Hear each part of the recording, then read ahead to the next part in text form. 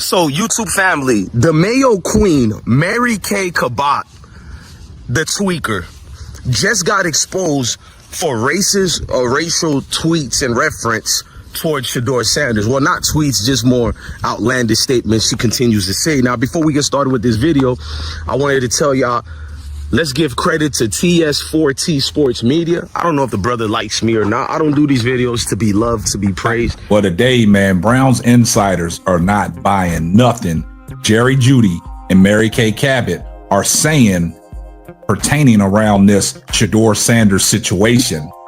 Basically, the insiders are saying they're flat out lying. But we're going to talk about it right after this. Well, I think right now what everyone needs to realize is the Browns are continuing to bring Shedeur Sanders along. They're not punishing him. They're not stashing him away in some kind of room where nobody can see him. They're not doing wrong by Shedeur Sanders. They're bringing him along at the pace they feel he needs to be brought along at, but they're really excited about what they're seeing in Shedeur. And so they're not going to trade Shedeur away before they know what they have in him. They're excited about what they're seeing. Well, I think right now what everyone needs to realize is the Browns are continuing to bring Shedeur Sanders along. They're not punishing him. They're excited about what they're seeing. They're excited about what they're seeing. So, don't skip a single second of this video. And if this story touches your heart, give it a like, subscribe to the channel, and let us know in the comments. Where are you watching from? Let's begin. So, let's be clear right from the jump. That clip sounds calm, reasonable, even reassuring. On the surface, it's the kind of thing you want to hear. Measured tone, steady message, everything's under control. But if everything is fine, why does it feel like damage control? Because what we're being told and what we're watching do not line up. Not even close. I've been an NFL fan long enough to recognize this feeling in my gut. That low hum of unease when the messaging gets polished, when the language gets careful, when everybody suddenly starts saying the same thing at the same time. That's not clarity. That's coordination. And fans aren't stupid anymore. We don't just hear words, we read patterns. See, this moment isn't about one clip or one quote. It's about the gap between reassurance and reality, between the calm voice on TV and the chaos boiling underneath. Because while the tone says relax, everything else screams something's wrong. The timing, the leaks, the sudden urgency to shape the story. That's not how confidence moves. That's how narratives move. And here's where it changes. Fans are no longer passive. We don't just consume coverage and move on. We pause. We rewind. We compare notes. We ask why the story feels pre-written. Social media didn't make fans louder. It made them sharper. Receipts matter now. Patterns matter. And when enough people start noticing the same contradictions, the spell breaks. This is the awakening moment. The moment when fans stop asking, is the quarterback good enough? And start asking, why are they trying so hard to tell us how to feel? Because when belief is organic, it doesn't need reinforcement. When something is real, it speaks for itself. And when it doesn't, that's when the messaging machine kicks in. We've seen this movie before. We've seen young quarterbacks get framed as projects while outperforming expectations. We've seen anonymous sources pop up right on schedule. We've seen tone shifts that conveniently protect organizations instead of telling the full story. Jalen Hurts went through it. Lamar went through it. Hell, even guys like Dak had to fight perception before they could just play ball in peace. And that's when a player stops being just a player. He becomes a symbol. A symbol of whether the truth comes from the field or from a press release. Of whether fans trust what they see with their own eyes or what they're told to believe. That's the real tension here. Because control of the story matters. Whoever controls the narrative controls patience, pressure, and ultimately decisions. And right now, it feels like that control is slipping. Not because fans are emotional, but because they're paying attention. So yeah, that clip sounded fine. Professional. Clean.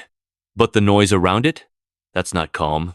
That's not normal. That's a system trying to steady itself while the ground shifts underneath. And in the next part, I'm going to walk you through exactly how that trust broke, and why this didn't explode out of nowhere. Here's where we have to slow this down and actually talk football, because once you do that, the whole thing starts to make a lot more sense. When you strip away the headlines, the anonymous quotes, the noise, and you just look at where he really stands inside that building, you realize why this situation feels so tense. Because if he wasn't a threat, none of this would be happening. Think about it. Depth charts don't lie the way narratives do. Coaches might dodge questions, front offices might spin language, but reps matter. Trust matters. Who gets first-team snaps? Who gets protected? Who gets the margin for error? And every single week, fans are watching with their own eyes that this isn't some fringe project being slowly hidden away. This is a quarterback who fits what the modern NFL demands: processing speed, pocket presence, accuracy under pressure, and an edge to him that you don't teach. That skill set forces uncomfortable conversations. Because when a young quarterback shows he can actually play, he messes with plans. He messes with contracts that were already handed out. He messes with timelines that executives sold upstairs. He messes with reputations, coaches, scouts, media voices who already decided what he was supposed to be. And fans feel that tension. You can hear it in the coverage. You can see it in how carefully words are chosen. Notice how often competition gets mentioned. Not because competition is bad, this league thrives on it, but because sometimes competition is just a softer way of saying, we're not ready to admit what's happening yet. There's a huge difference between real competition and strategic doubt. Real competition is earned on the field. Strategic doubt gets planted off it. Public perception always lags behind reality, especially with young quarterbacks. We've seen this before. Jalen Hurts was limited until he wasn't. Lamar Jackson was figured out until defenses couldn't stop him. Dak was just a system guy until the system fell apart without him. It's the same cycle every time. Fans who watch the games closely see the growth before the narratives catch up. And that's why fans feel smart right now. Not arrogant aware. Because they're watching Sundays, not just scrolling headlines. They're seeing tight window throws, command at the line, poise when things break down. They're seeing a quarterback who doesn't shrink when the moment gets loud.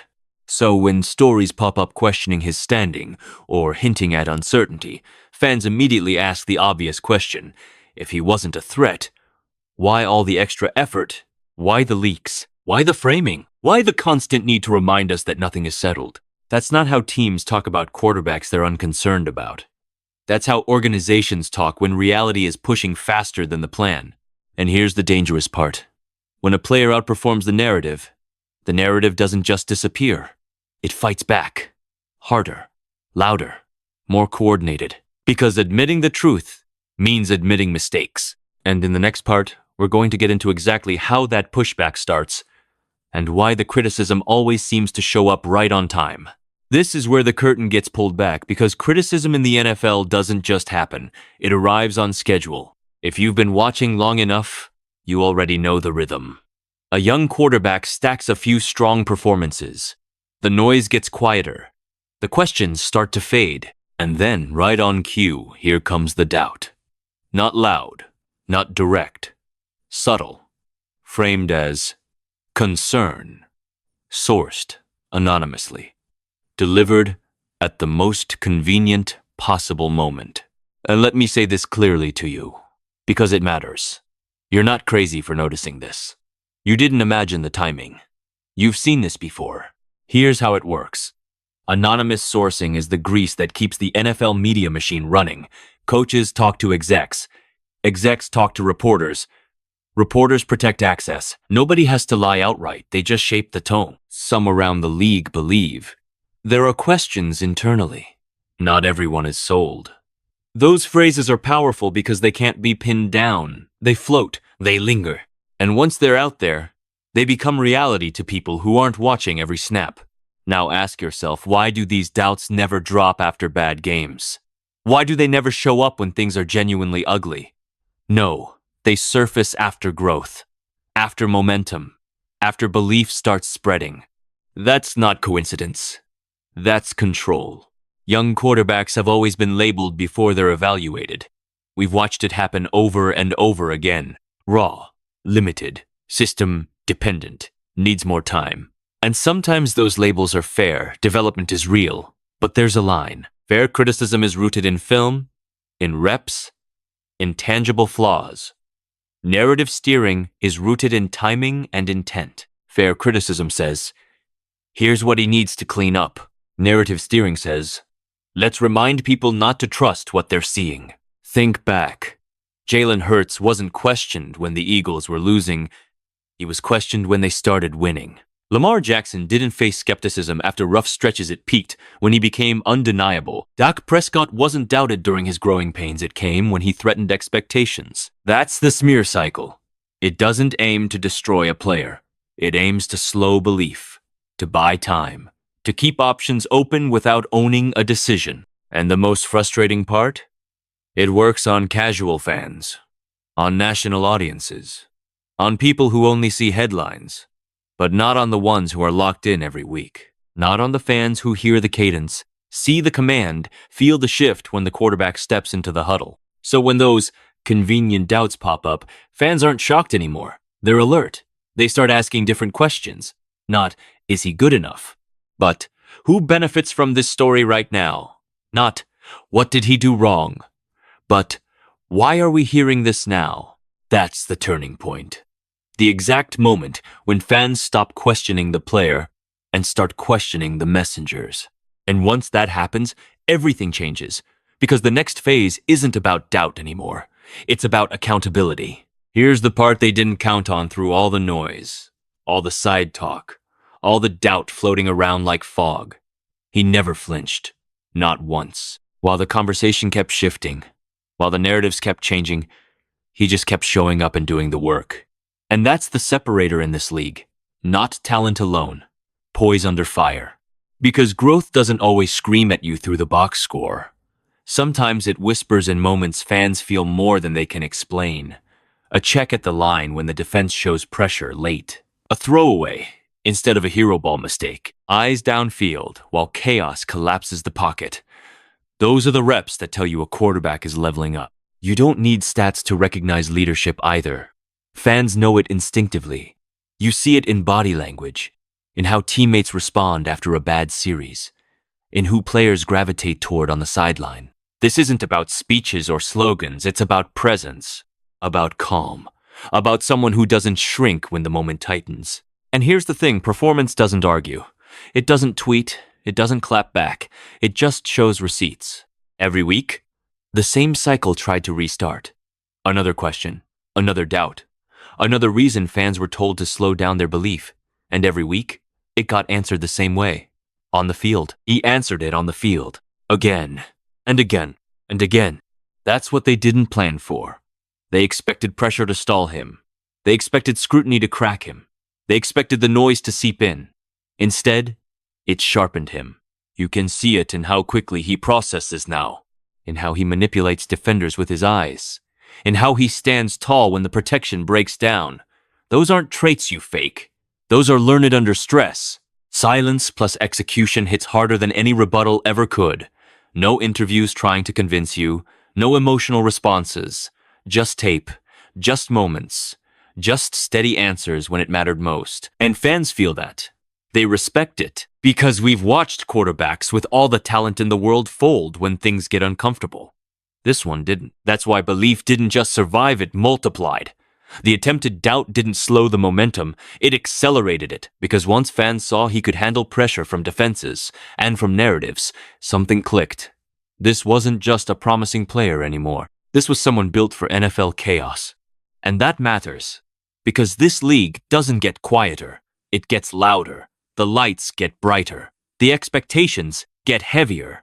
And only a certain type of quarterback survives that long term. The kind who can tune out the noise without tuning out the moment. Fans are starting to realize what they're watching. Not perfection, resilience, not hype durability. The kind of growth that holds up when everything around it gets unstable. And once that realization sets in, the conversation shifts permanently because now it's not about whether he belongs. It's about what happens next. This is the line in the sand and everybody feels it now. Not just fans. not just media. The organization feels it too. Because once a fan base starts demanding accountability instead of explanations, the entire balance of power shifts. You can't unring that bell. Here's why this moment matters. Trust is the currency of sports. Fans invest time, money, emotion, and identity into these teams. And when that trust cracks, not because of losses, but because of manipulation, it doesn't come back easily. When fans stop believing what they're being told, every report gets questioned, every leak gets dissected, every narrative gets filtered through skepticism. That's not noise. That's consequence. And this isn't just about one quarterback or one season. This situation is setting precedent. Fans are saying, loudly, that the old rules don't apply anymore. You don't get to shape perception behind closed doors and expect blind loyalty on Sundays. You don't get to undermine a player's credibility while asking fans to stay patient. Those days are done. If this gets handled wrong, the cost isn't just cultural, it's competitive. Because quarterbacks are watching, agents are watching, locker rooms are watching. When a team earns a reputation for playing games with narratives instead of committing to development, that sticks. It affects free agency. It affects buy-in. It affects whether a young quarterback feels protected or exposed. And that's why this decision point is so critical. Either the organization commits fully, backs the player publicly, aligns the messaging with the reality on the field, and lets performance speak, or history repeats itself. Another talented quarterback stuck in limbo. Another fan base told to wait while the truth gets delayed. Another, we didn't see it coming moment that everybody saw coming. We've watched this cycle play out across the league. Teams hedge instead of led. They protect optionality instead of players. And years later, when the quarterback succeeds somewhere else, everyone pretends it was unpredictable. It's not unpredictable. It's preventable. This is bigger than wins and losses. It's about respect, about honesty, about whether the people who show up every week are treated like stakeholders or spectators. Fans aren't asking for guarantees. They're asking for alignment, for transparency, for the organization to stop talking around what's happening and start acknowledging it. So, yeah, this is a declaration. A moment where fans draw the boundary and say, enough. Enough spin. Enough strategic doubt. Enough telling us not to trust our eyes. The quarterback has answered on the field. Now it's time for the people around him to answer too. And I want to hear from you not softly, not politely. Where do you stand? Do you think this organization commits fully?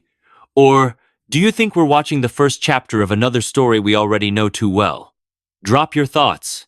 Challenge mine. Push back if you disagree. Because this isn't just a conversation, it's a reckoning.